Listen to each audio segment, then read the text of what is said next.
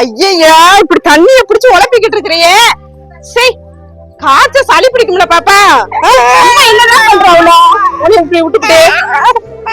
என்ன ராதிகா புள்ளைய பார்க்காம இப்படி செல்ல பாத்துட்டு இருக்கிற? செல்ல பாக்குறேன், வேற எதுவும் பண்றேன். உங்களுக்கு என்ன வந்துச்சு? சும்மா எதனால சொல்லிட்டு இருக்காதீங்க.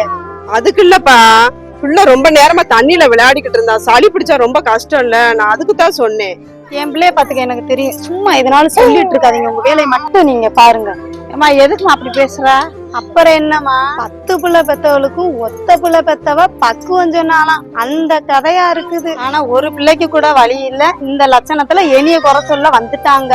ஏமா என் மருமவுக்கு ஆகி கல்யாணம் ஆகி 2 வருஷம் தான் ஆகுது.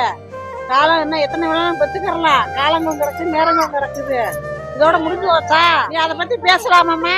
ஏமா நீ உன் மருமகளை பேசுனதே இல்லையாக்கும்? நான் சொன்னது உனக்கு கோவம் பொத்துக்கிட்டு வருது. ஏமா நான் என் மருமகளை 1000 பேசி வைப்பேன், அது எங்களுக்குள்ள இருக்கும். அதுக்காக நீ வந்து அவளை பேசணும்னு அவசியம் கிடையாது.